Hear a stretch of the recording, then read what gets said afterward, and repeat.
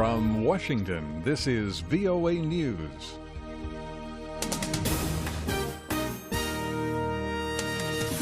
I'm David Forrest reporting. The White House says the Iraqi military mission to take back Ramadi from Islamic State clearly indicates that Iraqis have the will to fight. The operation began Tuesday, 2 weeks after Iraqi troops fled from Ramadi. Iraqi Prime Minister Haider al-Abadi told the BBC Ramadi will be retaken in days and that he has confidence in the ability of Iraqi forces. Hundreds of Russian warplanes and thousands of troops began a major military exercise Tuesday, coinciding with Arctic maneuvers by NATO forces. The two exercises come at a time of increased tensions between Russia and the West. Defense Minister Sergey Shoigu said Russia has committed 12,000 troops, up to 250 military jets, and hundreds of other weapons to this week's tactical exercises. Russian exercises stretch from the Volga River to Siberia and are due to last 3 days. Heavy gunfire and explosions rocked a neighborhood of Afghanistan's capital, Kabul, on Tuesday. The target of the attack was not immediately clear, but security officials said it appeared to be a guest house in the Wazir Abakar Khan district, which is home to several embassies and government buildings.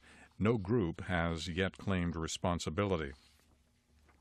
At least 37 people are dead after the Islamist group Boko Haram attacked a town in northeastern Nigeria. Gunmen attacked the Borno state town of Gubbio late Sunday, setting off gun battles with security forces that lasted through the night. A reporter for VOA says more than 400 houses, government buildings, and schools were burned down in the attack, and that dozens of cars and motorcycles were set on fire. This is VOA News. The espionage trial of Washington Post reporter Jason Rezaian began Tuesday in Iran behind closed doors. A spokesman says the U.S. State Department is monitoring the situation. We continue to monitor this as closely as possible, and we continue to call for all of the absurd charges to be dropped and for Jason Rezaian to be released immediately. Jason's brother Ali says his brother faces charges that include espionage, propaganda against the country, and collaborating with hostile powers.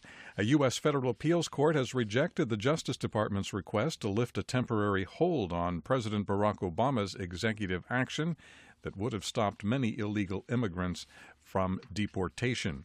A United Nations brokered peace conference for Yemen has been postponed. That move came after Yemen's president said Houthi rebels are not meeting demands for withdrawal. The United Nations is calling on the European Union to shelter more migrants across the Mediterranean. UN Secretary General Ban Ki-moon urged European leaders to address the issue in a more united and comprehensive way. In a statement to the UN Human Rights Council in Geneva, UN High Commissioner for Human Rights Zeid Ra'ad al-Hussein called the migration crisis in Europe and in Southeast Asia alarming. Among these migrants are some of the most vulnerable people in the world.